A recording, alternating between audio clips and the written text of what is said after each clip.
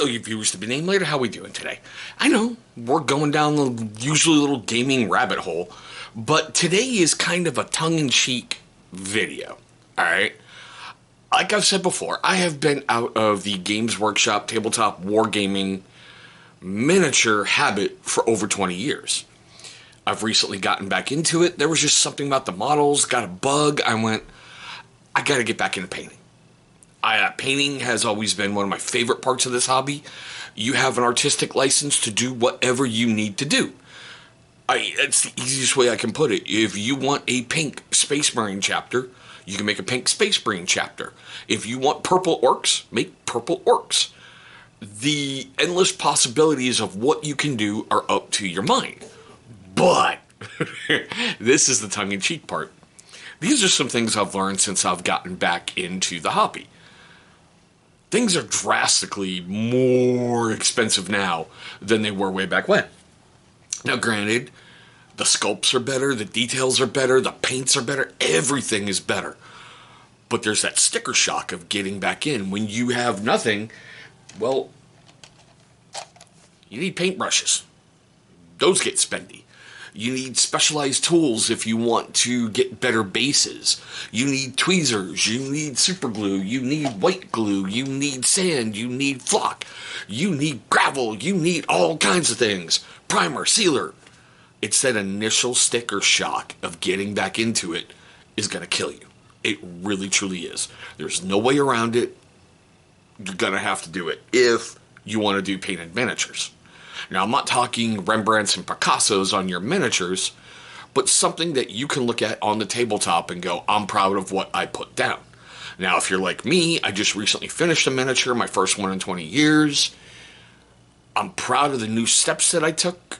It looks beautiful, but I see at least 80 different things I could have done better. Now, speaking of paints, granted, you can go to your local Walmart and you can pick up a, couple ounce thing for like 75 cents. I think they're called Apple Barrel or something like that. They're okay. They're not the greatest. They're not going to give you the most professional looking miniature when it's all done. But if your goal is to just put paint on a miniature, okay. You know, you've got like Vallejo. I think these are some of the best on the planet. These are what I switched over to way long time ago when Games Workshop basically brought out their new palettes. I liked the really fact that the little paint pots still got bolter shells. I didn't like the fact that the paint really jammed up in the lid and you basically had to take a wrench and pry some open. So I guess that's why they went to neat little flip tops. Anybody surprised by that? My camera has to take another dump. But like I was saying, I guess that's how they went to the flip tops. But man, they've gone so many different things. Base colors, contrast colors, shades, technical paints. You can drop a pretty penny just on GW alone. Some of the ones I always loved, and I've been doing research on Privateer Press, I really like the P3 paints. Can't find them anymore. I guess Privateer's gone belly up. I don't know. I used to love Warhammer Hordes with a passion. Really, Signar and the Troll Hordes. Well, Trolls and Hordes, yes. But still, you're going to need to invest in good paint. Okay, seriously. I'm really liking the Citadel color. I don't know. I got to do research into that. If GW basically became Citadel or Citadel owned GW, I don't know. But that's for a whole nother video at a whole nother time.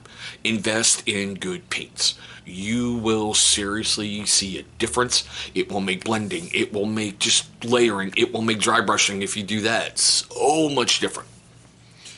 Another thing I've learned getting back into this is try new things.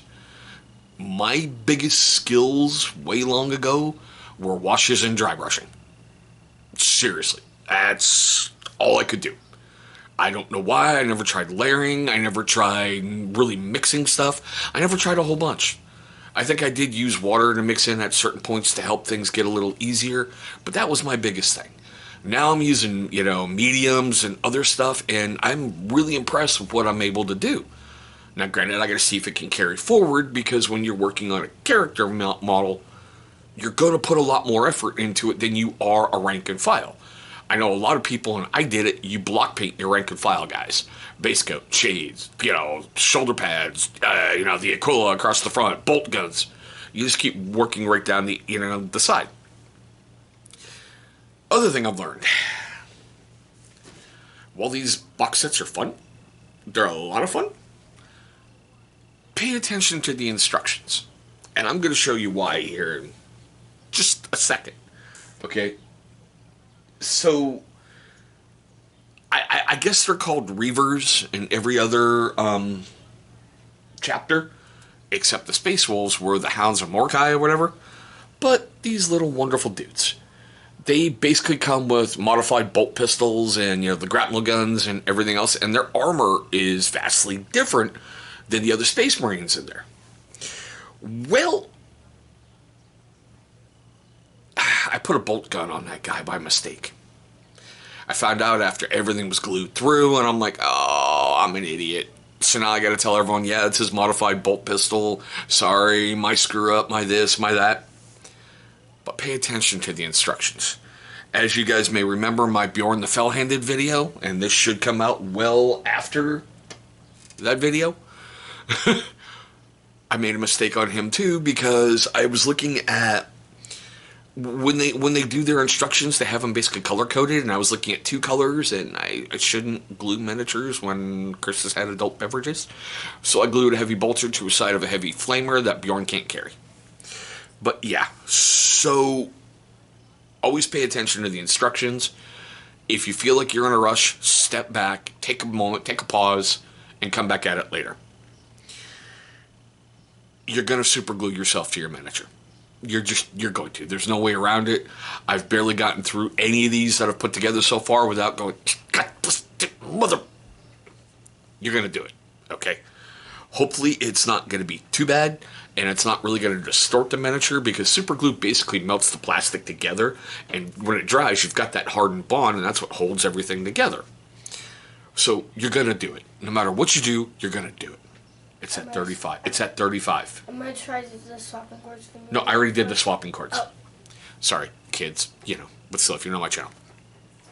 The other thing I'm going to tell you is dry fit everything. I cannot stress this enough. Look at his knees. I've got a knock-kneed Space Marine. Because I was getting frustrated with everything, I couldn't get it fitting properly. I went, okay, well, let me just get any pose so I can get this miniature on the model. That's how frustrated I got. And it's a little hard to see up the butt, but the legs and everything are off. The back plates really don't match, and that's why I put his bolt pistol right there to kind of help hide that. So dry fit everything. I cannot stress it enough, because you will give yourself peace, you will give yourself a whole bunch of interesting things, and you'll be fine. Sometimes everything just works out beautifully, and you get it all together in one fell little swoop. Yeah, I like that pose for a commander figure, for like the pack sergeant. I thought that was really cool. Like, he's checking his little communicator right there, and I'm going to have to remember not to overpaint that, because I see a screen on there, and I've got some ideas to get in there. I'm going to tell you, honestly, base your miniatures. A little bit of white glue, a little bit of gravel. It's going to take things up to a whole entirely different level for you. It really is. I mean, I just do mine with... I've been experimenting with an Agrax Earthshade wash. Hold on. Okay, we're back. Like a bone white, or I don't know what it's called now in their newer line. And basically a little white dusting. I've been also experimenting with Armageddon technical paint. A little bit of bone white and a little bit of... I've been experimenting on the bases. But base your miniatures. It's going to look a lot different. Look, if your comfort level is just putting goblin green on the base, or like a white or a black, do it. Do whatever your level is, but push yourself a little bit. A little bit of white glue, toothpick, move it around, dip it in the sand, let it dry for a while. And I mean, have fun with some of the poses. Because, like I said, that could easily be a pack leader. Very, very easily. I just like what they've done with these miniatures recently. I like the fact that they're giving you different poses, different things. Now, granted, in that box set, I got 10 Grey Hunters and 5 Hounds of Mordecai and a Lieutenant, which I guess he's a character simply for that box set. I can't find him anywhere in the Space Marines Codex, so yeah. But like I was saying, it just experiment a little. And like I said, here's another example of dry fitting. I couldn't get those in perfectly, and there's that big little ball in there. So you've got to slot them in and carefully fit things together and make sure they're good. But like I said, sometimes things just go together perfectly, and you get like the lieutenant figure. I think his name is what, Haldor, what is it? Yeah, Haldor Ice Pelt. But no offense, in my Space Wolves force, it's going to be Floki. I'm going to keep going with that Vikings theme set because I've got Ragnar Blackmane, I've got Bjorn, Bjorn Ironside, Bjorn the Fell-Handed. He's going to be Floki, and the other captain I painted is going to be Rollo because Rollo always was fancy, and that captain's really decked out, so I figured it might fit a Rollo personality. So I just have fun. Name your guys, name your force, let them earn their titles, let them earn whatever. And the last thing I'm going to say is when I'm getting back into this and learning stuff all over again, it's that brotherhood that I've missed. The fact that you can go to people, you can ask painting advice, you can ask modeling advice. Lots of people will open up their knowledge to you and go, hey, we got this, we got that, we got this, hey, try this, try that. The gaming group that I was really, really proud to be a member of a while ago, and I had my own personal demons back then, so I had to step way back away, is Ordo Fanaticus. They've welcomed me back in, open arms, and they're just great for providing advice, providing just great stuff. If you're in the Pacific Northwest, look them up, ordofanaticus.com. And that's a shameless plug for them. But those are my things, learning, getting back into it. I'd love to know your guys' thoughts on this stuff. Like when you stepped away and you got back in, what did you go through? When you were just getting into the hobby, what did you go through? Because it does get oppressive at first. That's the only way I can put it. Because there's so much you got to get with codexes and rule books and paints and glues and everything. It almost seems like it's cheaper to sell a kid than it is to, well, you're going to need to sell a kid to get back into the hobby. But, yeah. Oh, before I forget, before you go to your local gaming store to get paint, write a freaking list. I cannot stress that enough. Don't make my mistake of going and sitting there thinking, I got this under control, then come home and go, fuck, I forgot this. Then you go back with a list, and you're so excited to be looking through the paint rack, and you forget 6 more. One day I made 4 trips to my local gaming store. Well, I made 3, and my better half made 1 for me to pick up the other paints that I forgot. But still. So, if I made you laugh, made you cringe, made you cry, made you do anything during this video, please hit that big old thumbs up. It's only going to help trigger that algorithm and get this fun out there to other people. Like I said, this tabletop wargaming community, it's a beautiful thing. You do have that guy everywhere in whatever tournament you go to, in any gaming group, you're always going to have that guy. Just don't be that guy. And we're going to do a video on him later on. I've never been that guy. I've always enjoyed defeat. I think I have more than victory, because in victory, I'm always going, what did I do right? And wondering who possessed my dice. Because if any of you have ever gamed against me, you know my dice hate me. That's why I used to take a dice out front before any tournament, take a hammer and execute it and go, that's a warning to all of you. But still. Thanks so much for watching this one, guys. You know the usual little YouTube-y things on the side. Don't need to go over them. Like I said, thanks for watching. I hope all of you are having a safe day, a great day, and I'll see all of you in our very next video.